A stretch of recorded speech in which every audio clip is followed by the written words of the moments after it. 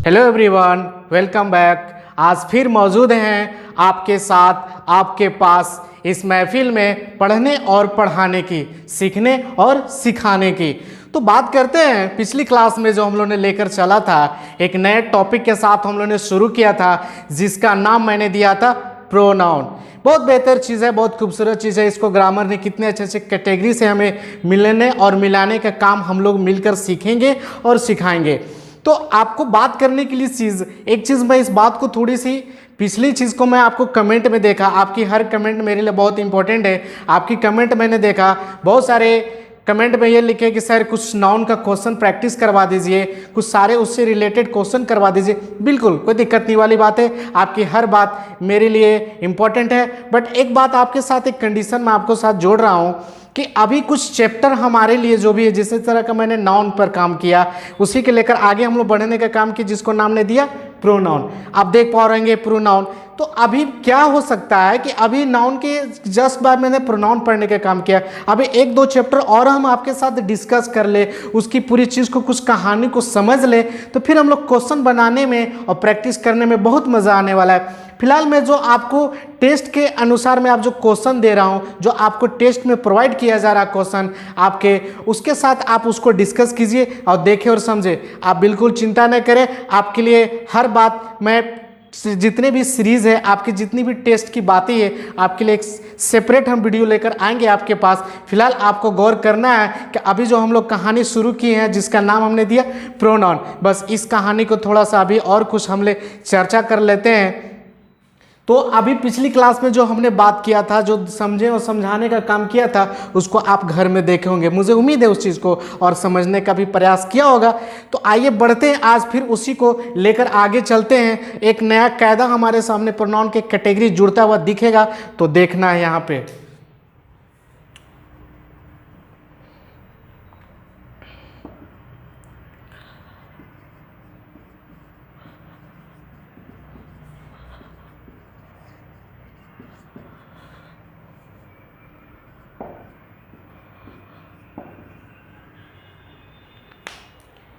अभी जो कायदा हमारे सामने ये आपकी स्क्रीन पर देख रहा होगा, पहले इसको बहुत अच्छे से समझ लिया जाए, फिर हम लोग आगे बात करेंगे इसके बारे में। तो क्या कहता है कि एसकी का मतलब आप यहाँ पे समझ रहे होंगे, सब्जेक्टिव केस। समझ रहे इस बात को?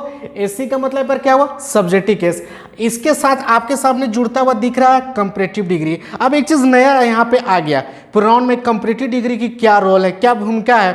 तो आपको एक चीज गौर करना है कि अगर हम सब्जेक्टिव केस के बाद अगर कंपैरेटिव डिग्री का हम जिक्र करना चाहें, ध्यान देने वाली बात है, अगर सब्जेक्टिव केस की बात अगर हम कंपैरेटिव डिग्री का जिक्र करना चाहें, तो उसके साथ आने वाला जो भी मेरा होगा आगे चलकर हम सब्जेक्टिव केस का ही जुड़ता हुआ नजर आएगा। आप देख पा रहे कि सब्जेक्टिव केस की बात अगर हम कंपैरेटिव डिग्री की बात करना चाहें, तो आगे मेरा जो भी प्रोनाउन के सेंस में जुटेगा और ऑब्जेक्टिव केस नहीं बल्कि सब्जेक्टिव केस ही जुटेगा।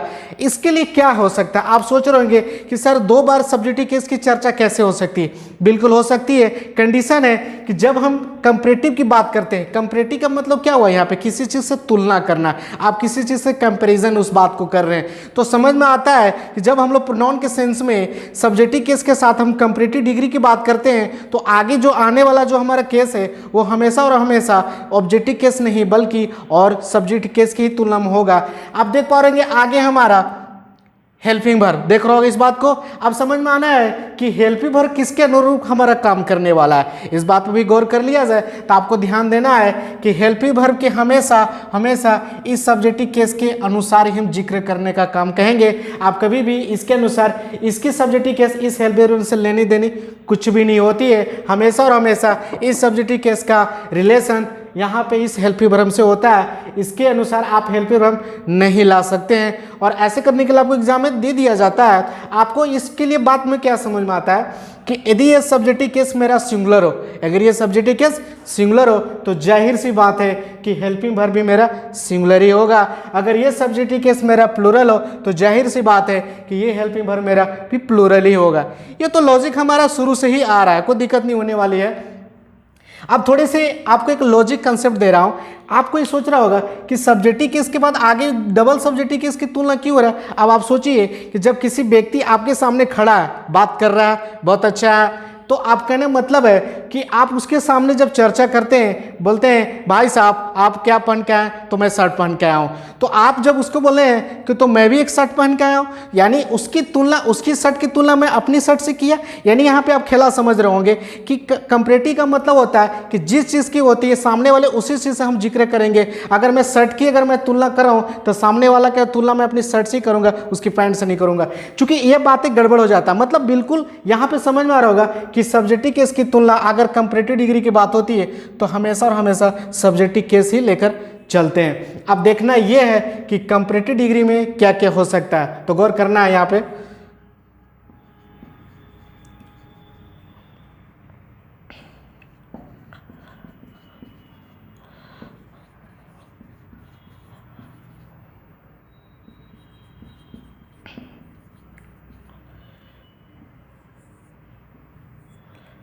देख पा रहे हैं अपने स्क्रीन में मैंने कुछ डिग्री आपके सामने पेश किया है। एक बार पढ़ने का प्रयास मिलकर हम लोग करते हैं। As well as much as good as, more than, ये अपने आप में कंपैरेटिव डिग्री का सेंस लेकर आते हैं। ऐसे तो बहुत सारे डिग्री होती है, फिलहाल हमें इसी की जरूरत है। डिग्री की पूरी डिटेल में एडजेक्टिव चैप्टर में आपके साथ मिलकर करूंगा। फिलहाल इस पे हम लोग काम कर लेते हैं कि ये जितने भी वर्ड आपके सामने मैंने पेश किया ये सारे के सारे कौन सा कैटेगरी में होते हैं, डिग्री की कैटेगरी में होते हैं। और ये कैसे बोलते हैं, कंपैरेटिव डिग्री, यानी किसी जब भी ये वर्ड किसी के साथ अगर रिलेट किया जाए तो आपको जाहिर सी बात है कि हमेशा वो सामने वाला किसी से तुलना का ही बात करेगा, यानी कंपेरिजन का सेंस लेकर ही आएगा। अब इसके लिए कुछ हमें एग्जाम्पल का जरूरत है, तो गौर करना है एग्जाम्पल पे।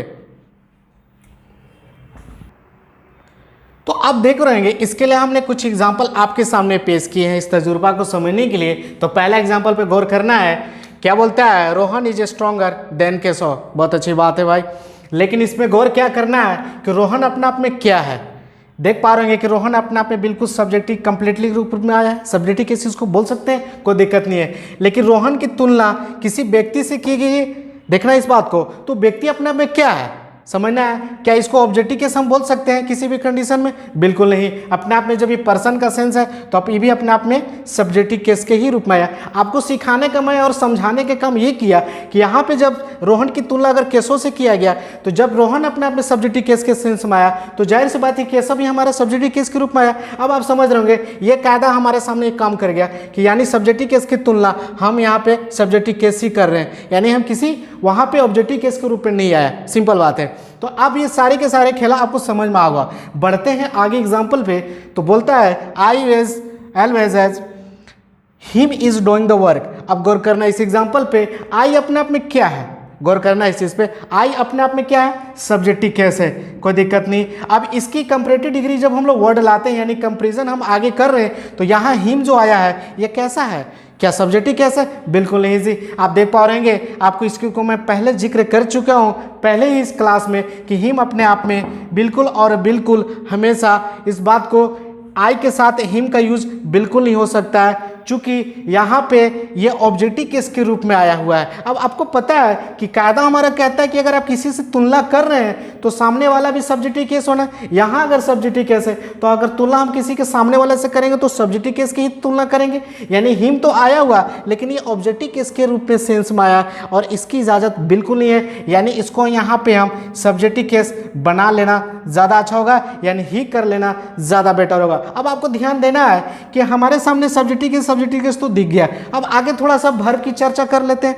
आप देख पा रहे हैं यहाँ पे जो इज आया हुआ है, आप देख पा रहे होंगे क्या इज यहाँ पे सही है, देख पा रहे हैं इस चीज को, बिल्कुल सही नहीं है, क्योंकि आपको पता है कि इस हेल्पिंग वर्ब की तुलना हम इस सब्जेक्टिव केस के अनुसार नहीं करते, हमेशा और हमेशा फर्स्ट सब्जेक्टिव केस के अनुसार करते हैं। यानी आई हमारा अगर यहाँ पे सब्जेक्टिव केस है तो आई के लिए हम यहाँ पे एम कर लेना ज़्यादा बेटर होगा, क्योंकि इस चीज़ को लॉजिक को आप समझ रहे होंगे। तो बढ़ते हैं अपने अगले एग्जाम्पल पे, तो क्या कहता है, she more than me have paid the bill. ठीक है, अब यहाँ पे क्या है देख रहेंगे कि सी अपने आप में क्या है, समझ रहे इस चीज़ को मैं चर्चा आपके साथ मिलकर किया है तो आपको दिक्कत नहीं आपको समझने में। सी यहाँ पे सब्जेक्टिव केस के रूप में आया हुआ है, यानी इसकी तुलना यहाँ पे जो किया जा रहा है इसकी तुलना देख पा रहे हैं मी अपने आप में क्या है, देख रहे हो इस बात को, मी अपने आप में ऑब्जेक्टिव केस है, चूंकि इस बात की बिल्कुल इजाज़त नहीं देती है हमारा कायदा। चूंकि हमारे सामने जब कंपैरेटिव डिग्री की बात होती है तो हम इसकी तुलना हमेशा और हमेशा सब्जेक्टिव केस के रूप में आते हैं। यानी इसको हम यहाँ पे क्या बना लेंगे, एक बार आप सोचिए, देखिए क्या हो सकता है इस चीज़ को। तो यहाँ पे आप मी का सब्जेक्टिव केस क्या होता है, आई होता है। समझ रहे इस बात को, जब ये आई है तो आपको आगे हम थोड़ा सा वर्ब को चेक कर लेते हैं। वर्ब की डिसीजन क्या होती है, वर्ब की डिसीजन हमेशा और हमेशा पहले सब्जेक्टिव केस के अनुसार होता है। सी के अनुसार हैव कर लेना यहाँ पे बिल्कुल गलत है, क्योंकि सी सब्जेक्टिव केस अपने आप में सिंगुलर सेंस के रूप में आया हुआ है, तो हैव यहाँ पे प्लूरल का सेंस लेकर आ रहा है, तो इस कंडीशन में हमारा गलत हो जाएगा। यानी इसको करेक्शन कर ले हमें क्या कर सकते हैं, यहाँ पे हैज कर लेंगे, इसको सिंगुलर बना लेंगे। अब आपको दिक्कत नहीं होनी चाहिए, आपको पूरी की पूरी कंसेप्ट, पूरी की पूरी कायदा नियम कानून हमारे यहाँ पे काम कर गया। बस आपको इसको घर में रेगुलरली इसको बस देखना है ध्यान से, और चलिए आगे बढ़ते हैं। अब इस समझने के बाद हमारे सामने एक नया कैटेगरी जुड़ रहा होगा, बहुत बेहतरीन चीज़ है, जिसको ईट की बात करते हैं। बचपन से हम लोग ईट जानते हैं, आप लोग भी इस चीज़ को यूज को किए हैं हम लोग बचपन से। लेकिन यहाँ पे कॉम्पिटिटिव में इसकी क्या रोल है देखना, इस बात को बहुत इंपॉर्टेंट रोल है इसमें यहाँ पे हो जाता है ईट का। बात करते हैं ईट का, जनरली हम लोग किसी भी चीज़ नॉन लिविंग के लिए यूज किया जाता है, जो निर्जीव चीज़ हो। सही बात है, सब्जेक्ट के तौर पे ऐसे काम करता है, बट लेकिन ज़्यादा यूज हम लोग ईट के तौर पे करते हैं। तो अब इसके यहाँ पे इसकी क्या भूमिका है, यहाँ पे कैसे हमको समझना है, तो देखना है यहाँ पे। तो पहला बात हम लोग करते हैं, इसका सेक्शन आता है to mention day, date, year, time, weather. देख पा रहे हैं इस चीज़ को। अब ईट का यूज करने के लिए हमें किसी चीज़ को एक्सप्लेन करने के लिए जब हम लोग वेदर, टाइम, ईयर, डेट या डे का एक्सप्लेन करते हैं, तो उस कंडीशन में ईट के साथ हम लोग एक्सप्लेन करने का ज़्यादा बेटर समझते हैं। अब इसको समझने के लिए अब हम लोग कुछ एग्जाम्पल लेते हैं। जैसे मान लेते हैं कि अगर मान लेते हैं कि आज कौन दिन है, इट इज़ मान लेते हैं इट इज़ थर्सडे।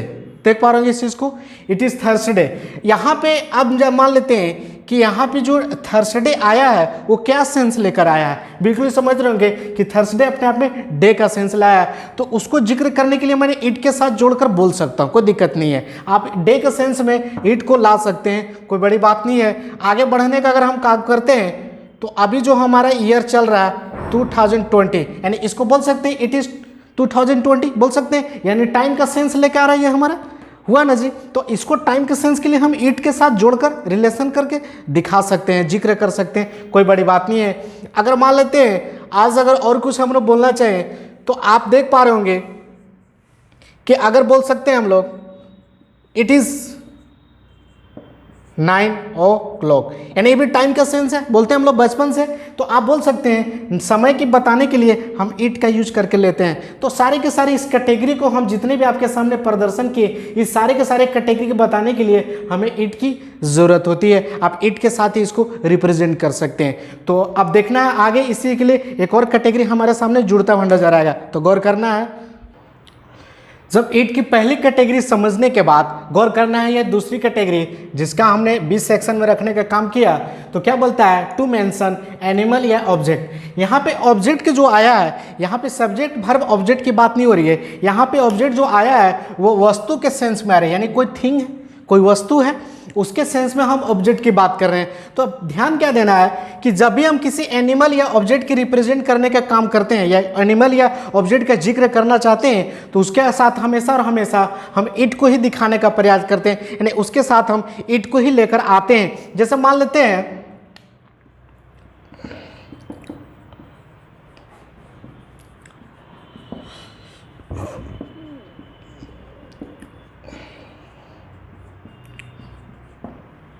देख पा रहे हैं अपने स्क्रीन पे, पहला क्या बोलता है इट इज एलिफेंट। तो आपको यहां पे जो है ये जो आया हुआ है, sorry it is an elephant, article की बात कर लेते हैं थोड़ी सी।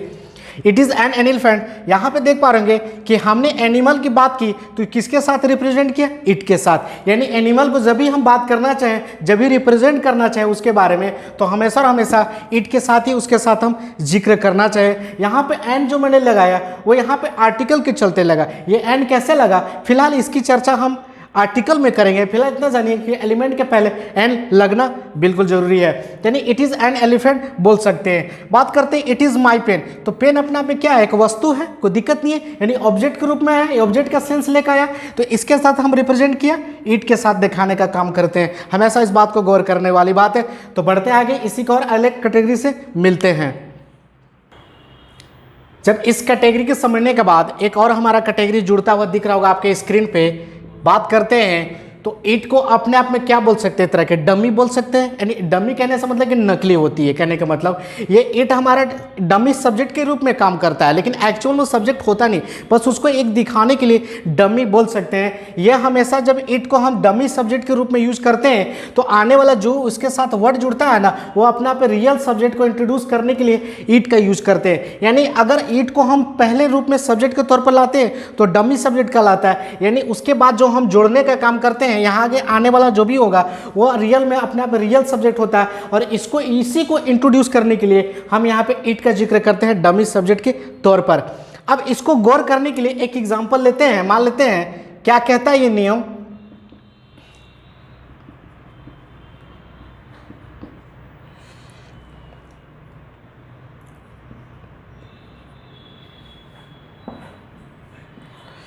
देख पा रहे हैं अपने स्क्रीन पे, इट हमारा जो पहले रूप में आया है यह सब्जेक्टिव केस के रूप में नहीं बल्कि डमी सब्जेक्ट के रूप में आया है, और इसको जिक्र करने के लिए आगे जो हमने सब्जेक्टिव केस के रूप में किया इसी को इंट्रोड्यूस करने के लिए इट को पहले रूप में लाते हैं, ये डमी सब्जेक्ट के रूप में। तो एक्चुअल में ये रियल में सब्जेक्ट नहीं होता, ये नकली के रूप में होता है, इसको डमी सब्जेक्ट बोल सकते हैं। इसी को इंट्रोड्यूस करने के लिए हम यहाँ पे सब्जेक्टिव केस लाते हैं, इसी को पहचान बताने के लिए यहाँ पे हम इट का यूज करते हैं। जब इन दोनों की बात हो जाती है तो हमेशा हमेशा याद रखिएगा कि इट और सब्जेक्टिव केस के रूप में हमेशा हमेशा सिंगुलर हेल्पिंग वर्ब का यूज किया जाता है। ऐसे करने के लिए आपको एग्जाम में देखने को मिलेंगे। अब इसके लिए कुछ एग्जांपल ले लेते हैं हम लोग।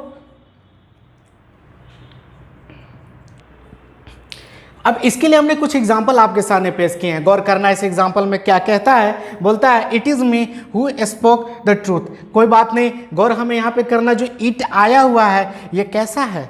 देख पाएंगे कि आपको मालूम है कि वर्ब से पहले कोई भी चीज़ आ जाती है तो सब्जेक्ट के ही रूप में आती है। ये सब्जेक्ट के रूप में तो आया है लेकिन ये डम्मी है, एक्चुअल में ये सब्जेक्ट नहीं होता है, बस इसी को आगे जो हमारे सामने जुड़ रहा है मी। देख पा रहे तो मी अपने आप में क्या है, ऑब्जेक्टिव केस है। सबसे पहले तो इसको हम सुधार करेंगे कि हमेशा और हमेशा इट के बाद जब भी हम सब्जेक्टिव जब भी हम जिक्र करना चाहें तो हमेशा और हमेशा सब्जेक्टिव केस के ही रूप में आएगा, यानी आई कहलाना यहाँ पे ज़्यादा हो जाएगा। जब ये हमारा सब्जेक्टिव केस हो गया तो इसी को इंट्रोड्यूस करने के लिए हम यहाँ पे इट का जिक्र करते हैं। आप कहना ज़्यादा बेटर होगा कि it is I who spoke the truth, आप कहना ज़्यादा बेटर होगा। तो इस बात को हमेशा ध्यान रखिएगा कि अगर हेल्पिंग वर्ब के पहले अगर इट आया हुआ है सब्जेक्ट के तौर पर तो आने वाला इसके बाद वर्ब के बाद जो भी हमारा जुटेगा वो हमेशा और हमेशा उस सब्जेक्टिव केस के ही रूप में जुटेगा, ऑब्जेक्टिव केस में ना पॉजिटिव केस में। और ऐसे कंफ्यूजन के लिए आपको ये एरर में दे दिया जाता है, तो इस यहाँ पे गौर करने वाली बात है। तो मिलते हैं एक अलग कैटेगरी से। अब सारे कायदा को समझने के बाद एक चीज़ और हमारे सामने जुड़ता हुआ दिख रहा होगा आपकी स्क्रीन पे, जिसको नाम मैंने दिया डिमॉन्स्ट्रेटिव प्रोनाउन। अब डिमॉन्स्ट्रेटिव प्रोनाउन क्या होती है, इसको क्या प्रोनाउन के सेंस में क्या ये रोल क्या है, इसकी भूमिका, इसको पहले समझ लिया जाए। डिमॉन्स्ट्रेटिव प्रोनाउन तो वर्ड आपको मालूम है, कोई दिक्कत नहीं है, सिर्फ गौर करना है डिमॉन्स्ट्रेटिव वर्ड पे। इस वर्ड से क्या हमारा मीनिंग निकलता है, क्या सेंस निकलता है।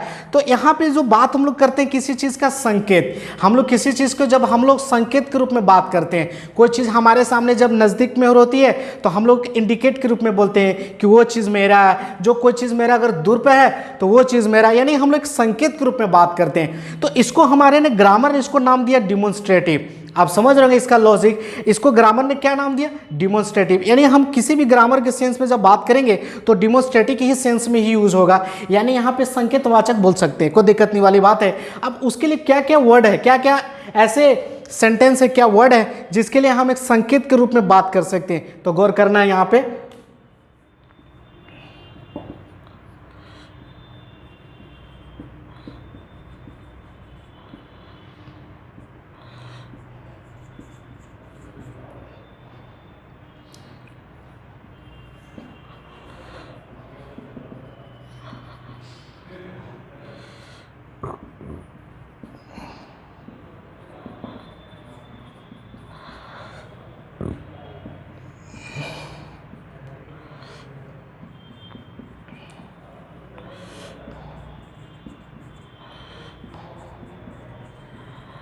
चलिए सर, अब यहाँ पे जो देख रहे होंगे आपके सामने, ये आपके सामने जो कायदा है, बात करते हैं डेमोन्स्ट्रेटिव में हमें क्या सीखना है, तो पढ़ने के बाद प्रयास करते हैं। आइए पढ़ते हैं, बात करते हैं दिस, दैट, दीज। यहाँ पे जो दीज है, दोज है।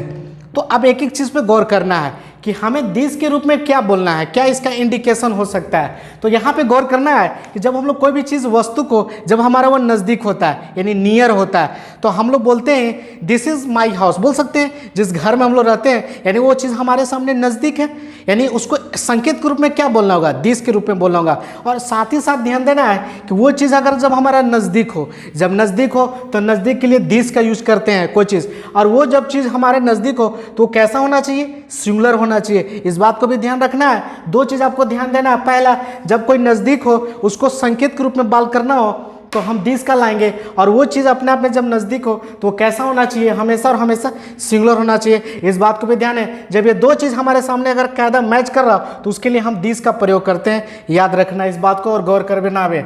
बढ़ते हैं आगे तो देखना है दैट। अब दैट क्या होता है, जब कोई चीज़ हमारे से कुछ दूर पे होती है, कोई चीज़ हमसे नज़दीक ना होकर बल्कि कुछ दूर पे होती है, जब कुछ दूर पे होती है तो उसके लिए हमें क्या बोलना है, फार, यानी ये अपने आप में फार का सेंस यानी दूर के सेंस लेकर आता है, तो उसके लिए हम यूज करते हैं दैट। और वो चीज़ अपने आप में जब वो चीज़ दूर है तो कैसा होना चाहिए, इस भी याद रखना चाहिए कि वो चीज़ अपने आप में सिंगुलर होना चाहिए। इस बात को भी गौर करना है। ऐसा नहीं है कि यहाँ पे प्लूरल का सेंस लेकर आए, बात गड़बड़ हो जाएगी। दो चीज़ हमेशा ध्यान रखना है कि जब दूर की वस्तु को हम इंडिकेट करना होगा, उसको हम संकेत के रूप में बात करेंगे, तो उसके लिए हम दैट का यूज करेंगे। और वो चीज़ जब दूर में हो तो कैसा होना चाहिए अपने आप में, वो भी चीज़ अपने आप में सिंगुलर ही होना चाहिए। ये जब दो चीज़ हमारा मैच करता है तो उसके लिए हम दैट का यूज करते हैं। बढ़ते आगे तीसरी चीज़ पर बात करते हैं दिस की।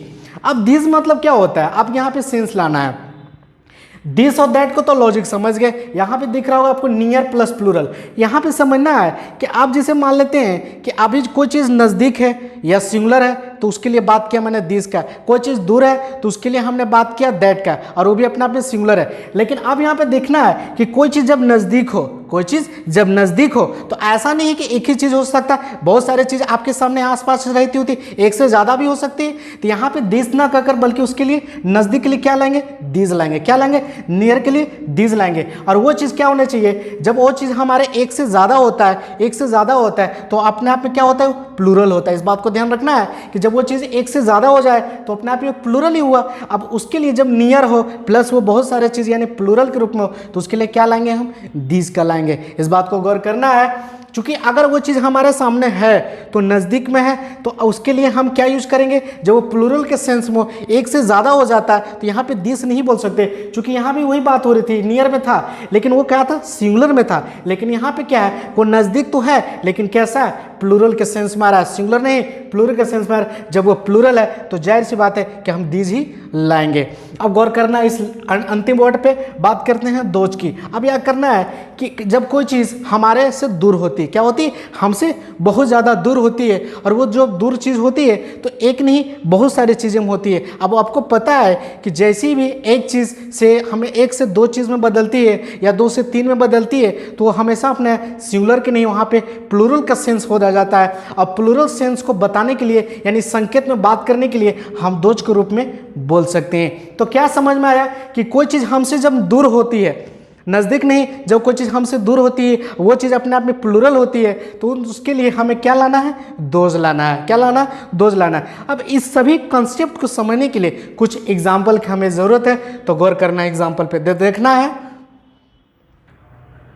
तो यहाँ पे जो एग्जाम्पल आपके सामने मैंने पेश किया, गौर करना इस एग्जाम्पल पे। इसी कंसेप्ट को समझने के लिए आपके सामने मैंने कुछ एग्जाम्पल पेश किया।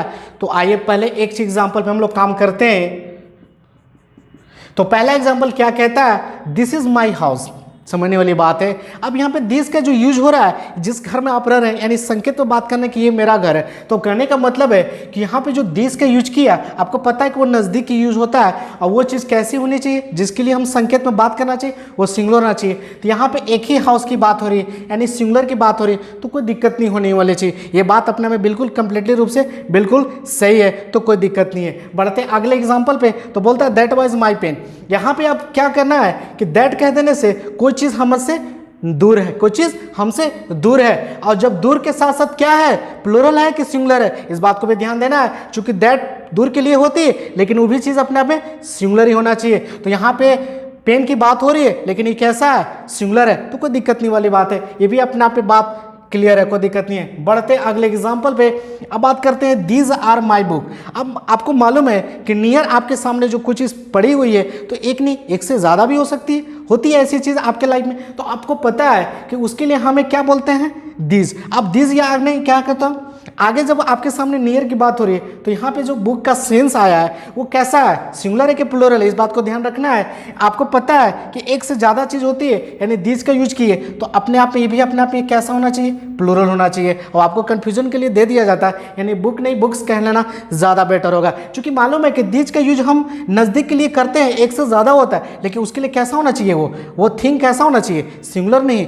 प्लूरल होना चाहिए उसके लिए। अब बढ़ते हैं आगे तो बोलते हैं दोज आर माई फ्रेंड। अब हमसे कोई चीज़ नज़दीक नहीं, हम किसी की बात की वही सारे मेरे दोस्त हैं। अब कहने का मतलब है कि यहाँ पे फ्रेंड लाया हुआ है, यहाँ पे फ्रेंड लाया हुआ है, तो फ्रेंड्स कह देने से क्या हुआ है, ये सिंगुलर है कि प्लूरल है, बिल्कुल नहीं जी। आप देख पा रहे होंगे कि फ्रेंड अपने आप में सिंगुलर का सेंस ला रहा है और आपको मालूम है कि यहाँ यूज किया जा रहा है दोज का, तो दूर की वस्तु को दिखाने के लिए हम दोज का यूज तो किए लेकिन कैसा, वो सिंगुलर के सेंस में कि प्लूरल के सेंस में, हमेशा इस बात को देखिएगा कि ये प्लूरल के ही सेंस में लेकर आता है। अब आपको कोई कंफ्यूजन नहीं होना चाहिए, कहीं कोई दिक्कत नहीं होनी चाहिए, सारे के सारे कंसेप्ट हमारा काम करेंगे कायदे। और इस चीज़ को आप आज तक इस कहानी को हम यहीं तक रोकते हैं, बस आगे देखें और समझें और पढ़ते रहें। तब तक के लिए मिलते हैं अगली क्लास में, थैंक यू।